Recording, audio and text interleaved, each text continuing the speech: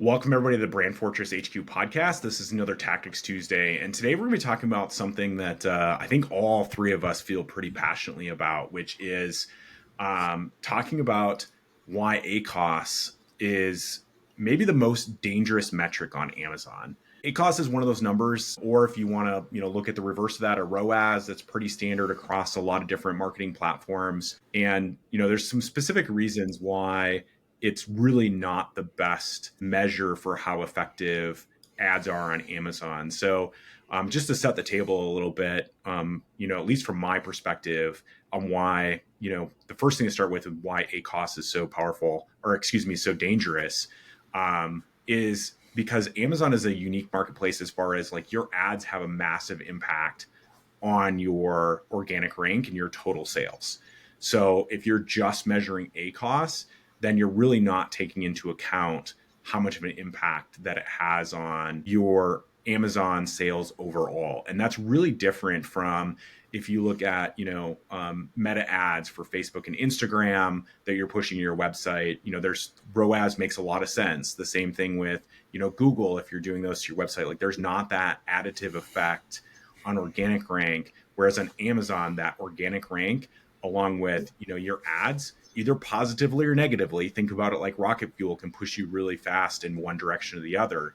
So I think that's the first thing to just kind of set the table as far as, what makes ACOS dangerous and also what makes it, a lot different than how other platforms work like Meta or Google. So with that, I'll turn it over to you guys and let you share a little bit about why you guys think that ACOS is a pretty dangerous metric.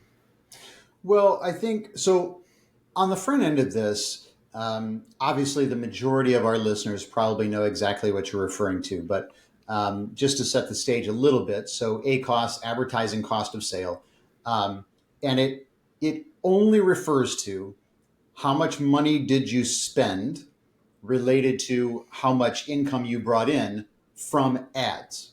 It does not account for, and this is why John's saying what he's saying, it does not account for the amount of revenue that was brought in from non-ad based sales or organic sales that came in. And so then you're not measuring, as John said, you're not measuring the total effect of those sales. So, if you're looking at it and saying, I want a 30% ACOS, that's great. But if you are not tracking how is your revenue changing on the organic side, then that's a blind spot that you have. And so you end up targeting kind of the wrong thing because ultimately you're looking for total revenue. And of course, obviously at the end of that process, total profit. And so TACOS would be the better metric, which is your total, advertising cost of sale. So when you're looking at those numbers, you would be comparing how much did I spend for advertising versus what was the total amount of revenue that I brought in, per week, per month, or if you break it down on a SKU level. And so that's a much better metric because as your organic rank improves, and of course, hopefully, if you're doing your PPC right, then you are going to gain some organic ranking benefits from that as you start selling on specific terms and you start refining your PPC so that you're getting better click-through rates and conversion rates on those particular keywords that you're looking for. Then the number of organic sales that you're getting should increase in relationship to the amount of money you're spending on advertising. So you really need to pay attention to that number. And if you're not, it is a major blind spot. Yeah, just one thing I want to add there, and I appreciate you kind of clarifying that, Mike, is in defining terms. So if you advertise on other platforms, you're probably used to return on ad spend or ROAS. And just, anybody who's listening can Google it and it'll show you the mathematical formulation. But basically, 100% ACOS equals a 1 ROAS. So just think, those things are basically, they're different mathematical formulas, but they basically get to the same place. So that's why ACOS and ROAS can be used somewhat interchangeably in the sense that they measure the same thing, but they're just different ways of measuring it. They're essentially reciprocals of each other. Yeah. So like a 20% ACOS is the same as 1/5, and that would equate to a 5 ROAS. Exactly. Yeah. So how I look at sponsored product ads, which for most brands probably accounts for about 80% of their ad spend. I look at sponsored product ads as a way to prop up your organic rank. Like it's not a sales channel. Like sponsored brand and sponsored display have their place in more upper funnel, but most of your sales from an advertising standpoint are going to come from sponsored products. And really, that the way to look at those types of ads are increasing your organic rank for keywords that matter. And if you think about it in that way, it's easy to see why ACOS is such a short-sighted metric, because if I know that I've chosen the right keywords that people are searching for to find my products in the short term, if ad sales are propping up my organic rank and that's increasing, I don't care what my ACOS is, because I know that I'm going to get to the top of page one, and that's where I'm going to get those free sales, which is then what's going to improve my taco. So from that standpoint, like I don't ACOS isn't even really a metric that I pay attention to, or that I tell brands to pay attention to when you're talking about sponsored product, because it has a very specific function, at least in my mind, and that function is to increase your organic rank. So yeah, I mean, when you're looking at tacos, how you make your tacos better is you get more organic sales, and that's what sponsored product ads are for, in my opinion. Well, and I'll add to that in the sense of, one of the other things after being in the agency space now for 5 years that I still see a lot of is where agencies will promise, hey, yep, we can cut your ACOS. You're at 40% right now. We can cut you down to, 15% or whatever it happens to be.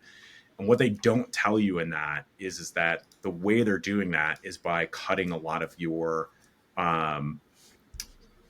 cutting essentially a lot of your sales. So you lose a massive amount of sales velocity in order to pull down your ACOS, because then they're only going after the absolute best keywords, which means that you may be, kind of like what you were talking about, Matt, you may be losing out a lot of keyword rank and other things that are driving sales for your brand, where you were profitable at, say you're doing $100,000 a month in sales and you've got a 40% ACOS, but really your tacos or your total advertised cost of sales, once you factor in both, ad sales and organic sales, is, maybe closer to 20%, and you're still profitable.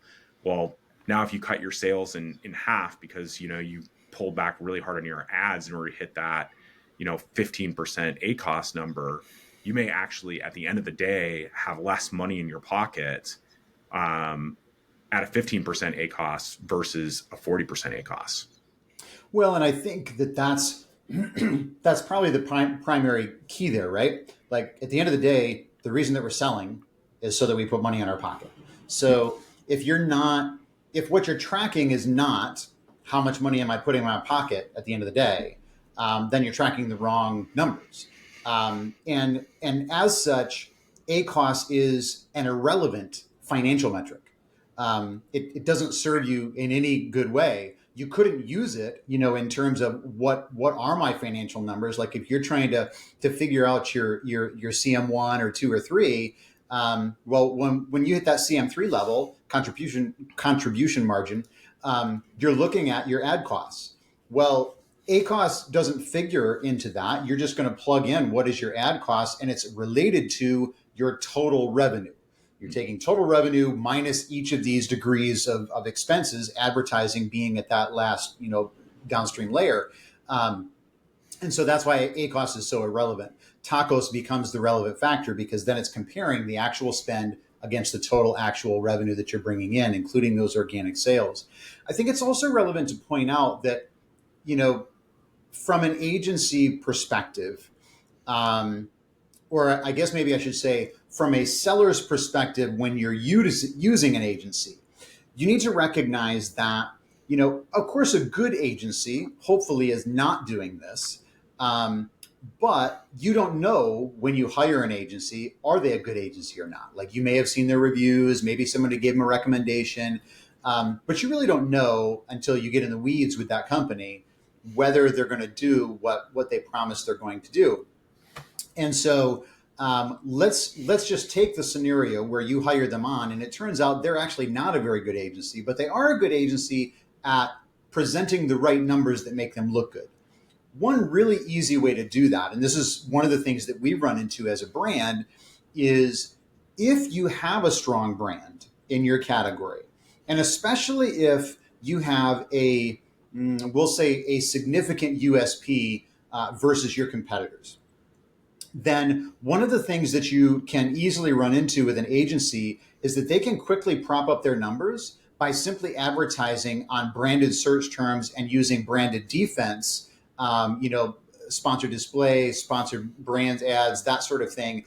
You're going to get really good ACOS numbers if primarily what you're advertising to or who you're advertising to are people who already know your brand and are looking for your brand and would have bought your brand regardless. You may get an ACOS of 3 or 4 or 5 on many of those searches. And as a result, it brings your overall ACOS way down. And so it's easy to hide behind those sorts of campaigns. And if you don't know what you're looking for, you won't even know that they're doing it. A lot of times, this is another thing to pay attention to with regards to the advertising campaigns that are being set up for you, is that branded campaigns, like those branded terms, should always be, at least in my opinion anyways, you can correct me if you think otherwise, John, but I would say that branded terms should always be in separate campaigns from your non-branded terms, so that one, you have clear data so that you can see how are you performing on branded terms and how are you performing on non-branded terms, but also so that you're not clouding those numbers. Because if I'm an agency and I create a campaign so ours is ProTub products. So if I've got PoolNet in there, but then I also have ProTub products PoolNet in there, and the ProTub products one is a 3%, ACOS, and PoolNet is 40%. Well, all of a sudden those numbers look way better than they really do if I don't dig into them. And so it's easy to hide that sort of stuff as an agency. And quite frankly, even an agency that isn't trying to hide it, if they're not being careful about how they set up your campaigns, they can be hiding it even by accident. But it doesn't matter if you don't know to look for it, then your numbers still look way better than they probably really are. That's why segmenting is so important, and you mentioned that, Mike, and you also mentioned that agencies or even yourself, even running PPC yourself, you can very easily accidentally have that happen where most of your spend are going to branded type of keywords, because what happens in a campaign, if you have generic keywords mixed with branded keywords, your branded keywords are going to convert at a much higher clip. So then Amazon's going to give that keyword or those keywords a whole lot more of the budget because it knows that it's converting the best. So that's Amazon making the decision, hey, like this one's converting really well, let's give it more of the budget. So if you're not segmenting your campaigns in that way, you're going to have a bunch of campaigns that have a bunch of branded keywords that are rising to the top and getting the majority of the spend. So it's not even something that always an agency is doing intentionally to try to prop up their numbers. Sometimes it's that the segmenting of those aren't right.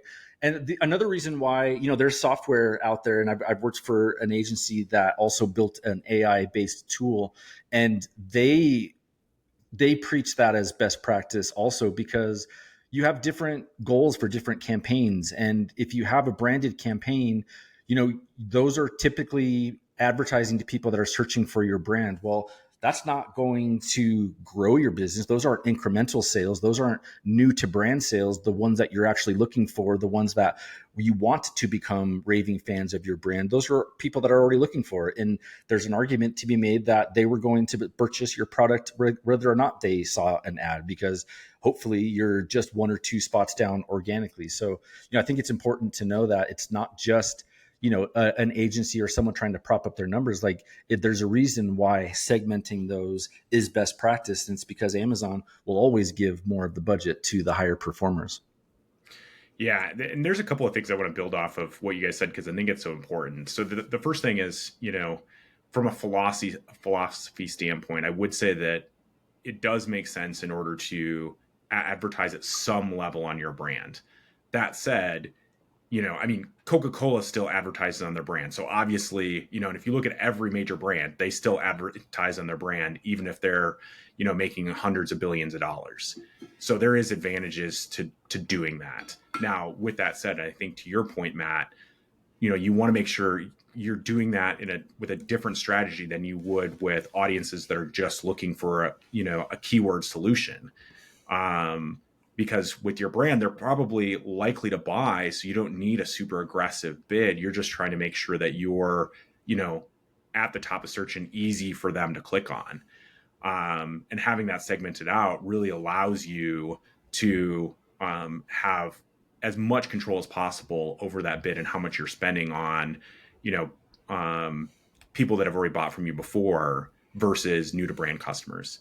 The other thing is that there's not a lot of things that Amazon, rolls out that I really like. That said, I will say within the ads platform, they now make it much, much easier to see what your new to brand percentage is. And if you're seeing your new to brand percentage, below 50%, there's probably something funny going on there, unless you're in one of these, strange categories where a lot of your sales are coming from, subscriptions or, some sort of consumable. So, that's probably an easy way to look. And then I would also say that if you ever, are trying to figure out like, okay, well, how much should I invest in new to brand? Search Query Performance Report is a great place to look for that information, because you can actually run tests and you can say, okay, well, if we cut our, again, assuming you have these, segmented out correctly, you can say, okay, what happens if we cut our branded campaign spend by 50% or our bids?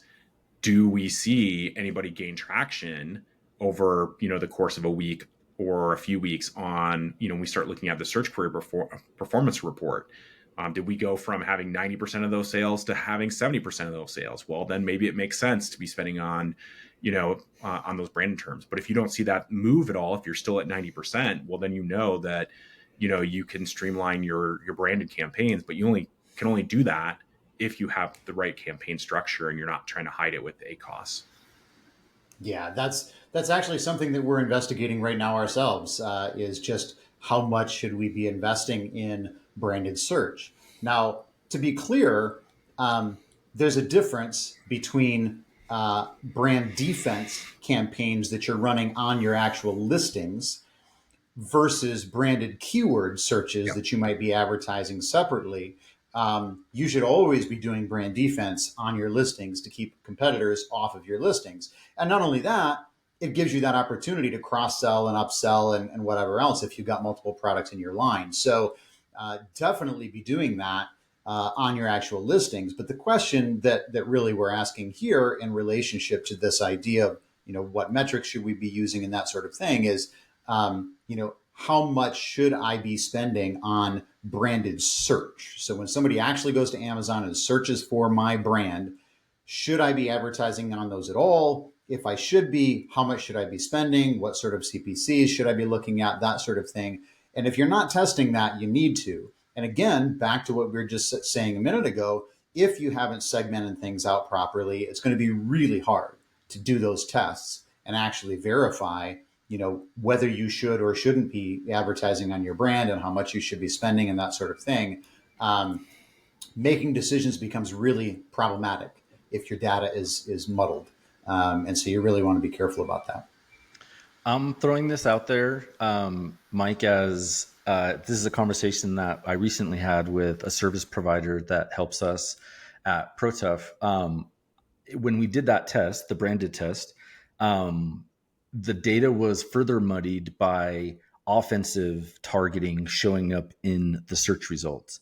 I did not know that, but when you are targeting competitor ASINs, you also show up on search results that ASIN shows up in, not just on their detail page, but also in the search results. And so when you're turning off branded, actually, I said that wrong. I need to go back to the drawing board with that. So anyways, negate, we can sketch that out of our podcast because that didn't go with what we were saying. Anyways, carry on, Joe. Well, I think, and again, it's a live podcast, so it just shows that it's live. I mean, Yep. some of these things like understanding ACOS and finding better measures measures and metrics to use, I think, is the overarching goal. And Mike, you talked Yep. about it a little bit, and I want to make sure that since we're talking about ACOS and what not to measure, that we also talk about what to measure. And I think when you start talking about profit margin and contribution margin, like those really are, I mean, tacos is a good number, but in an ideal world, you're measuring what your net profit contribution is by SKU, and realizing that different SKUs have different jobs. You've got hero SKUs, you've got tripwire SKUs, you've got sidekick SKUs, and you could have a tripwire SKU that's just designed to get people into the brand, to where your goal is to break even, and that's great because it gets people to buy a product from your brand, to experience it, and to start that customer journey, because somebody who's bought your product is what is it, 5 or 6 times more likely to buy from you again. Like, it's just significantly more. And if you're looking at those being profitable, you're really going to struggle. Whereas, maybe some of your complementary or, sidekick products, you might want a massive contribution margin on those, because you realize, hey, either these are one-time purchases, or this is something that I don't sell a ton of, but when I do sell it, I want to make sure that there's, plenty of margin there to be had. And that has to be taken into account for your ads as well. Well, there's also a component there. So, if we're talking about contribution margin, um, you know, we have seen, and not that this should be a surprise, right? Generally speaking, if you lower your price, you will likely get better click through and better conversion rate. Now, obviously, that's not always the case. There are situations where that rule isn't going to apply. But as a general rule, most likely that's what's going to happen if you lower your price. Now, so that also would apply when, if you're running promotions or things of that nature. Or similarly, with not necessarily a price discount, but a perceived price discount with strike through pricing or things like that on your listing. So the only reason I bring that up is that tacos is a useful measurement, but again, it still doesn't get to the end point, which is what is my contribution margin at the end of the day. Like, where am I coming out profitability wise, including everything that I'm doing? And so one of the things that we noticed was that when we ran promotions, our tacos dropped considerably. And so as a result, if you're not taking that into account, like you have to account for not only how much am I spending on ads, but also how much am I spending on discounts. And between the two, where am I ending up on my contribution margin? So at the end of the day, what you really want to know is, if I account for all of the various different strategies that I'm employing on Amazon, what is the end point of all of that? And again, like you said, John, that end point you shouldn't be looking at the same endpoint as being necessary for every single SKU.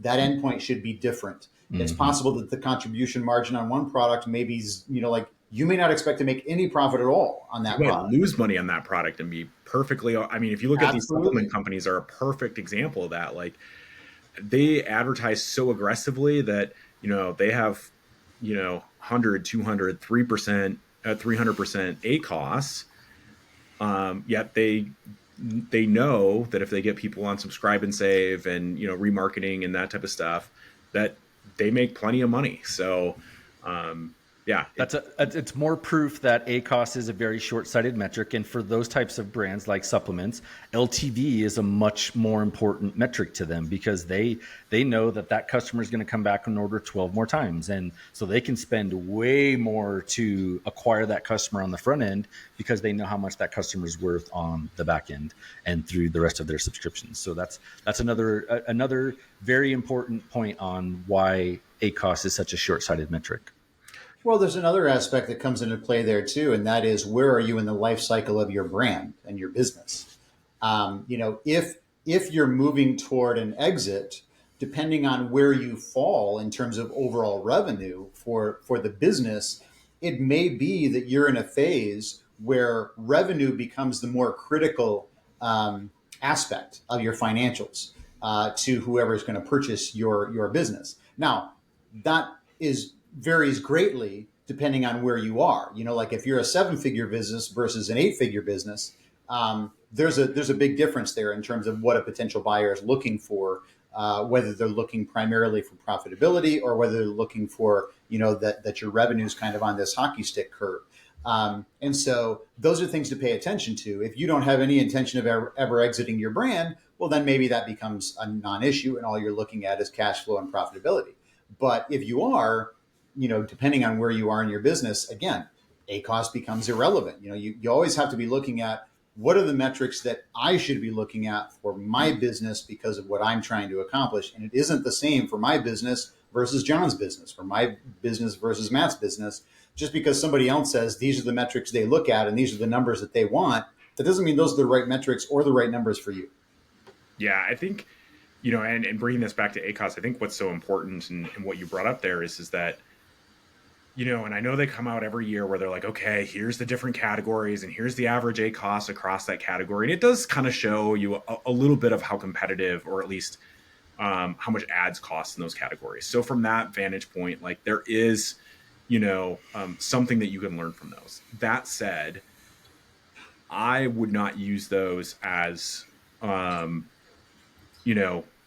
and true benchmarks, because it's going to depend on what's your brand strategy, what does that look like for the individual product, like you said, Mike, like where are you at in that business cycle, and what are you trying to accomplish? Because Matt, like you said, lifetime value, so LTV, could be very different. And then I would just even add on to that, that metric, you're actually looking at lifetime gross margin in a lot of cases rather than lifetime value, as far as what are you getting out of your ads. And at the end of the day, it really comes down to being able to track the right data and finding those handful of KPIs that are really going to move the needle for your business based on where you're at right now.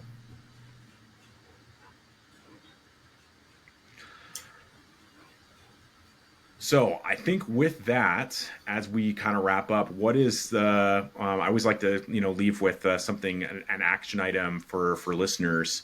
Matt, if you want to maybe start first, what is one action item that you'd give to listeners as they think about better metrics than ACOS? Well, I think in a little bit of a different direction. I think what I would do is I would implore people to look at their campaigns and ask themselves the question, what is the point of this campaign? And if the point of the campaign is I want to rank high for this keyword, then completely throw out the ACOS metric, because that is completely irrelevant to what your goal is, and pay more attention to how your organic rank is increasing the more you spend and the more sales that you get. I think for me, I would probably say, first of all, the obvious, I hope, is that if you are focusing on ACOS, take a step back and go look at your historical record of sales and start looking at TACOS instead of ACOS, and get a better gauge for, and not just, at any specific segment of time, but over the course of, time, how is my TACOS changing? Is it increasing? Is it decreasing? Where is my revenue going? Is it increasing or decreasing? But looking at that number and trying to evaluate, whether you're moving in the right direction for your business. Hopefully TACOS is moving in the right direction for you. But also, again, coming back to what phase are you in your business, or what phase are you with respect to a particular product? It's like it's not a bad idea, obviously, to be looking at what is your profitability, overall in your business. You obviously need to be paying attention to that. But again, going back to that issue of what is each product there for? What is its purpose? How is it serving your brand? Looking at those TACOS numbers and other metrics, with regards to, back to what Matt was talking about, not only should you have a goal in mind for a campaign so that you can evaluate the metrics of that campaign against that goal, but you should have a goal for a product and be able to measure, and evaluate your metrics with regards to that goal for that specific product. So I would take the time to kind of dig into those metrics and figure out, are you moving in the right direction with respect to the most critical metrics that apply to that particular product? And maybe that's tacos, maybe it isn't, maybe it's some other metric, but at least figure out what it is. Don't just assume that ACOS is the metric you should be targeting. Yeah, and then I would leave with this. I mean, I think there's a lot of metrics in between, from start to finish that you can look at. But I would say at a bare minimum of, looking at your total sales and tacos. So kind of back to what you were talking about, Mike, of like, those are the two things that I'm seeing. Like, it's not do I want a low tacos or high sales? It's, I want a tacos that works for my business, and I want growing sales. Right. And so if you kind of combine those metrics together, usually if you're holding your tacos in a reasonable area and you're seeing sales grow, you're moving in the right direction. And if you're seeing your tacos hold steady and you're seeing your sales shrink, you probably have something that you need to address. And then, vice versa, if you're seeing your sales increase, but your tacos, spike massively, there's probably something that needs to be fixed there. So it's not an or. In a lot of cases, sometimes you have to combine, I like tacos and what your total sales look like, to combine those together in order to get a real good picture of, hey, are we moving in the right direction or not? And one more thing I want to add to that, just briefly, is every business is going to go through those ebbs and flows, where the numbers are looking terrific and everything is moving in the right direction. And then those other times when probably all of your metrics are not necessarily moving in the right direction. And I just want to encourage anybody who's listening right now, whose metrics seem to be moving in the wrong direction. Don't freak out, first of all. That isn't going to help. Recognize that there's a better than average chance that the reason for your metrics having changed in that way and moving in the wrong direction may not necessarily have anything to do with something that you did. It may very well have something to do with a change that Amazon made, a new competitor in your category, or something that changed about your category. But there's something, in there, and you need to either find it, or if you can't find it, then find a way to work around it to move those metrics in the right direction. But just recognize, just because the metrics aren't looking good right now, that doesn't mean you don't know what you're doing. It doesn't mean you're not a successful business, and it doesn't mean that you're not going to turn it around. Chances are, as long as you just stay the course and you figure out a solution, and you will find one as long as you stay at it long enough, you'll probably be fine. If you freak out and think, I must not know what I'm doing because my metrics are moving in the wrong direction and all of my peers seem to be doing great, and for some reason my business isn't, then that's where you're going to have a problem. And the reality is, and anybody who's been listening to the podcast for, a few months knows, ProTough right now is in kind of a rough space. And part of that is the tariffs. Part of that is some other, things that happen with agencies, and maybe some decisions that we made that weren't the best ones, or decisions that we didn't make and we should have. But the reality is, I know that I'm good at what I do. I know that I know what I'm doing. And still, I have a problem in my business right now. I'm going to find a solution to it. And things are going to move in the right direction. I'm just in a slump at the moment. So if you're in that slump, don't give up on it. You know what you're doing. You're doing the right things. Just keep pushing forward. Yeah, I think that's fantastic advice and a great way to wrap up this episode for Tactics Tuesdays. Thank you, everybody, for listening, and we'll see you in the next Tactics Tuesday.